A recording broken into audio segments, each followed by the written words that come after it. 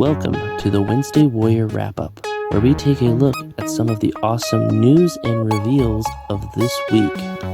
First up on the Wednesday Warrior Wrap-Up, we have a look at some Star Wars Legos that went live for 2025. First up, my favorite is the Mandalorian Grogu the Child Lego sculpture set with minifigure, which looks really cool. We have the ARC 170 Starfighter playset Starship, and then we have Ahsoka's version 2 Jedi Starfighter with her Anakin and her astromech, and we have a look at two ships that are coming out. First up is the Republic assault ship, the smaller version of the other one that came out earlier, and then we have a look at a Rebel fleet ship with a smaller ship. I believe this is the one that Admiral Akbar commanded. I could be wrong. But these are just some awesome Lego sets that are coming out. We haven't talked about some Lego in a while, so I thought I would throw these out there because I just thought they were really cool, and I like that Grogu set. Not to mention, anytime they do any prequel Clone Wars era sets, it's always fun to see that, and then just those ships are always amazing. But yeah, let me know down in the comments below if any of these sets are cool and you think you might pick them up, or what sets you hope they make this year, or what sets you enjoyed that came out last year. And Transformers toy news from Hasbro. Evan, the design team member that has been giving us some sneak peeks of stuff on Instagram, shows off another item that is coming out early this year, and that is of the Transformers Age of the Primes Generation Selects Trypticon. And this is, of course, the Titan Returns Trypticon, but with a more animated deco. They say more animated deco, but it's really pink compared to purple, where there should be purple. I'm hoping that maybe the one they showed off here is was it a test shot 2 or the second, and that's not the official one yet. But if it is, I'm kind of bummed that it's not more purple. I do like the darker grays, the more black kind of color, but I was really hoping for more purple because I'm wondering what this means for the side weaponizer brunt. The brunt matches the Titan Returns ones really well, but now if I wanted to move the brunt to this one, does it match really well? Or are they going to come out with a Trypticon upgrade kit that's going to have brunt? Time will only tell. We'll know something later on this month because they said it was going to be coming out in January. So I'm very excited about that. I'm just hoping that maybe the purples will be more purple than kind of pink, because it looks really neon pink on the screen. I could be wrong, but when they put it next to the other Trypticon from Titan Returns, it's not very purple compared to that purple. But enough on that. Really cool figure. We don't know the price yet. I'm assuming we're looking at anywhere between $150, which is what the current Titan that's Optimus Star Convoy is, or it could be $200 because it is a more Titan class character. It's not like that one, which is kind of more like a commander class / leader kind of feel. But like I said, I'm curious to see the price, and I'm curious to see if this is the finished product or if we're going to see a more fleshed out one, because I'm sure it will be pre-order this month but release later this year, so it's probably not completely finished yet. But yeah, just some really cool Transformers news, and I'm looking forward to more this month, hopefully. And in other Transformers news, we have a look at a product that is kind of like it's more of a model kit Transformers, like we've talked about in the past, but a new company, Tami Space, which is not new, but they're throwing their hat in on the Transformers model things. They're, of course, non-transforming Transformers, and it is that of Action Battler Part 1. And this is licensed by Hasbro. It is official Transformers product, I believe. And it is that of these 3-inch to 4-inch scale kind of model kits, kind of like the blockies that are coming out that are very popular right now. And it is of Optimus Prime, Nemesis Prime, and Gold Lagoon Prime. They got 3 out of the way right there with that mold. And then we've got Starscream, Shockwave, Bumblebee, and Megatron. This is very heavily Decepticon in the beginning, so that's pretty crazy to see more Decepticons than Autobots. Usually they throw in like a Grimlock or a Jazz. But yeah, this is just really cool. A crazy part is you can get, I believe, the Gold Lagoon is the chase, but you can get 6 for $30 on Big Bad Toys right now. I'll put the link in the description tab below. But you get 6 with a chance of one of those 6 being the Gold Lagoon one. So it's kind of a chase one. I don't believe these are blind boxes, or they are blind boxes, but I believe they come in like a case of 6, and then you have a chance of getting the Gold Lagoon one, and the other 6 are more of a Nemesis. Might be a little bit harder to get. I haven't really done a lot on these blind box toys myself. I haven't bought a lot of them. I'm kind of getting into the idea of like how it all works.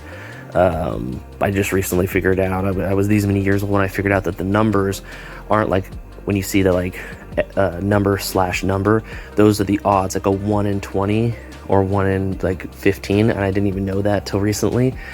Shows how much I buy blind box toys, but I figure $30 for 6 model kits is not that bad, and they look pretty cool. The weapons are kind of funny, but I'm not too big on worrying about that. I mean, with how many people 3D print weapons and stuff, if you really want something more accurate or more different, because they're kind of like, they're not hollow, but they're not like solid, as you can see in this image.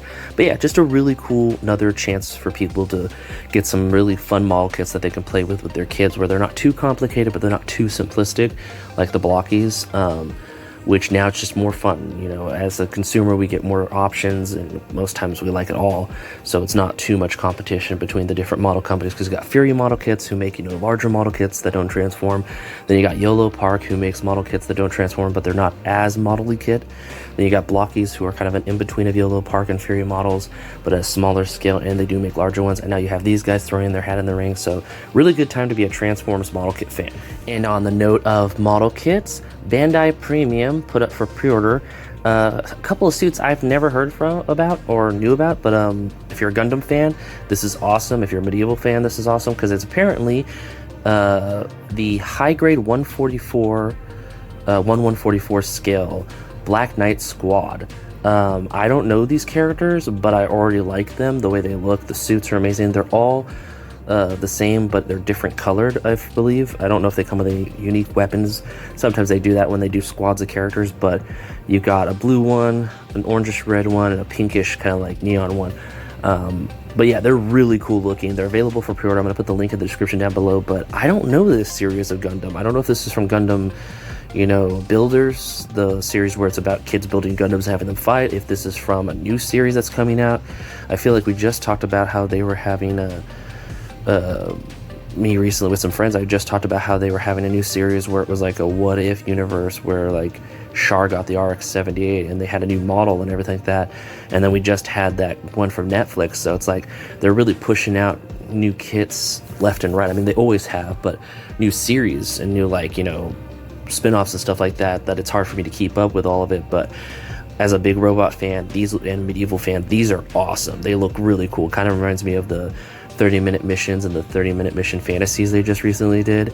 So this is really cool, and I cannot wait to see more from this, if it is an ongoing thing, unless this is something that's already come and gone and I didn't know about it, which I got to do my homework now. But just some really cool sets. Like I said, links are in the description down below if you want to pick them up. Straight from Bandai Premium. They are really cool looking, not too expensive, being 144 high grades. You know, they're really cool, really affordable, like the two that just recently came out for the Netflix series. $21 a piece for, you know, a 5-inch model kit that you can have fun building. That's crazy to think that Bandai can still do that in today's economy. So thank you, Bandai, for doing that. And in 4 Horsemen Studios news, specifically Mythic Legions and Cosmic Legion news also, we have a look at some in-stock sale items they're going to have on 1/6/25, so that's only a couple days away. On 11 a.m. Eastern time, I believe, they will be going live. You can see the image here with all the information, and it is that of the Legion Cons kind of figures they're going to be putting in stock for anyone who couldn't make it, like myself. You can get yourself a all-in-one Night Builder for $450. You get all 10, I believe it is, of the knights, like however many are shown here. You get all of them for $450, or you can buy them for $45 a piece. And there are, of course, those knights that you can kind of mix and match the pieces and kind of build your own knight character, which is really cool. Then they have the 2-pack that was available for it, and then I believe some Cosmic Legion ones that were available. And then there's other items that are going to be going in stock that aren't shown here. Some older figures that they found some in the back, probably, of the warehouse. They've done that in the past. Just really cool stuff. So if you are a Mythic Legions fan and a Cosmic Legions fan, And of course, I think they said they're going to put on some of the figure obscure. So everything from the Horsemen Studios will be going up. Some stuff here and there. I think it's the Pharaoh and the Egyptian two, the two Egyptian ones, the cat and the dog. God, I feel bad that I can't. The gods, I can't remember their names. I think it's Anubis and someone else, or I could be wrong. And then, of course, I believe the Ghost of Christmas Past will be coming back in. So if you're a Four Horsemen Studios fan, there's going to be a lot going live on the 6th of this month. That will be in stock and shipping immediately once you buy it, which is really cool when that happens. Let me know in the comments down below if you were able to go to Legion Con, if you weren't able to, and now you're excited that you have this opportunity. I really appreciate that the Four Horsemen Studios does stuff like this, where they make enough that you can do it online. They did say that the night builders all in one, I think it's all 10 for $450. It is limit one per customer for the first 24 hours. After the first 24 hours, any limits will be lifted. You could buy multiples, but they really want to give everyone a chance to get it. And honestly, sorry Hasbro, I don't mean to bring this up and sound like I'm bashing you, but I think this is a really good idea to have a 24-hour limit. I think that if you did that for some of your releases, that would be helpful. I think if every company did that, where in the first 24 hours it was limited one of an item instead of like 5 or 6 or 3 like it is sometimes, if you limit it to one for the first 24 hours, and then after that anyone could buy multiples if they want to. And I get that's annoying with troop characters, but it's just, that's a really cool concept. And let's be honest, they'll probably have plenty that after the 24 hours you can go back and buy more, but it gives everyone a chance to at least get one, which I think is solid and awesome and good on Four Horsemen for doing that. And in comics we think look incredible this week. It is really overflown by Marvel. There was a lot of great Marvel comics to come out this week. So first up, we have a look at What If Galactus Transformed the Hulk. And this is going to be part of a mini series of one-shots of what if Galactus picked someone else as a herald. So there's going to be like a Ghost Spider, Spider-Gwen. There's going to be a Moon Knight one, and the Hulk one is, of course, the first one they're doing. This is a really cool comic concept. It's part of the What If universe. And as someone who is sad now that the What If series is over, even though it ended on a really awesome kind of like story wrap-up, with some awesome little, like, you know, what if characters at the end kind of flashing. You got to go watch it if you want to see it. It's amazing. Definitely an interesting, a lot of people were upset with it, how the last couple episodes were. I thought they did a pretty good job. And you know, they kind of wanted to wrap up stuff because I think they really do want to push out more what if comics and kind of focus on that and get people interested in that stuff. So yeah, just a really cool one shot. And then we have a look at something I'm very excited about, Sam Wilson Captain America #1. And it says #1, but it's like 700 and something, which is very interesting because I don't think Sam Wilson Captain America has got it up to that number at this point. I think he's been Captain America since 2000, I want to say teens. I can't remember if it was 14, 15. I remember when I bought the first comic. I still have it in my comic box because it's one of the coolest moments where it's like, someone else is Captain America. Even though they kind of did that with Bucky playing Captain America, and there's been other Captain Americas, it was such a big point. And, you know, I think it was the really fun kind of like story. It's been so long, I can't remember. But yeah, I think that this is actually continuing from the Steve Rogers Captain America's numbering.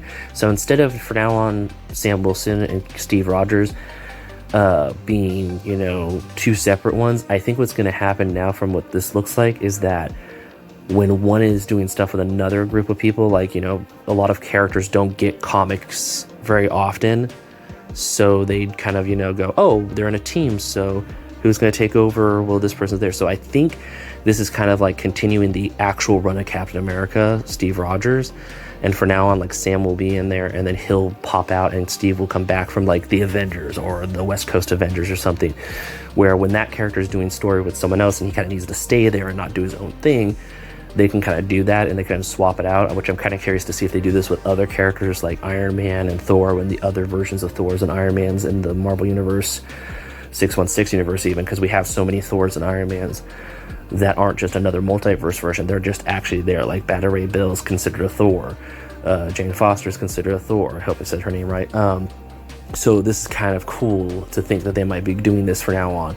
I don't know, maybe they announced this and I just didn't catch that, and so I'm just realizing it now. And then our final comic that I'm excited for this week is Deadpool and Wolverine #1, and I think this is a one-shot. I didn't see if it said anything about it being multiple, but it's just, you know, another Deadpool Wolverine thing. They're riding that Deadpool and Wolverine train as long as they can before people lose interest, and honestly, I don't think anyone will lose interest on them. There are two really popular characters from the X-Men universe of characters and stuff like that that fans really like.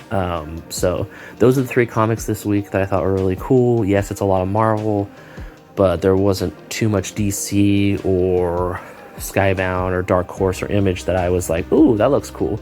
But like always, go to your local comic shop, pick up the comics you like, support your local comic shop, pick up your saver, have fun reading. And in our creative corner this week, we have a look at a custom figure artist on Instagram, that of @OldArchitect Custom Figures on Instagram. And their work is incredible. They do things from Star Wars mostly, but they also do some stuff like Fallout and some other kind of random stuff that you can see here. They have a Space Ghost that caught my eye that I thought was really cool. I don't see a lot of Space Ghost figures. They don't really make any new ones. I thought this was really cool. We have a look at a Fallout New Vegas style Wanderer. Really cool soft goods. The soft goods always get me when people are making their own soft goods for their figures. That's incredible work. The craftsmanship here is amazing. Then we have a look at a Coruscant Senate Commander. Still don't know why we haven't gotten one of those from Star Wars The Black Series when you just take a clone body and throw on some 2 unique pieces and paint it blue. Unless I missed something that did come out, and oh boy, I gotta go find that. And then we have a look here at something that I think is awesome. I saw a lot of fan art of this when people were talking about what if Grogu, the child, became a Mandalorian and had armor and grew into, you know, bounty hunter kind of style, mercenary like the Mandalorian. They made a custom figure of it, and it looks incredible, and it's really cool, and I like the idea of it. And then we have just all kinds of amazing figures. Go check them out. Go give them some likes, some love. Share it with your friends if they like custom figures and they like Fallout and Star Wars, which I know a lot of my friends like that stuff, so I'll be sharing it with them. And just kind of give them some support, give them the follows, give them the likes, and have fun enjoying the awesome custom stuff they have here. There's so much more that I didn't even get a chance to look at and go through myself, but these are the 4 things shown here that I thought were really cool. The Dash Rendar from the Era of the Empire is really cool. I kind of want to see what Hasbro does and kind of compare them. I feel like theirs is really cool. I like that they use the Star-Lord head as the Dash Rendar. Really kind of like, you know, it does look like Dash Rendar now that I think about it. Chris Pratt could play Dash Rendar in a Star Wars Shadows of the Empire kind of comic. But yeah, just really awesome. That's our creative person this week. Thank you so much for stopping by, and have a wonderful week. And that about wraps it up. Thanks for stopping by. If you have any comments, leave them in the comment section. If you're feeling generous, share it. And thank you so much for watching. Till next time, bye.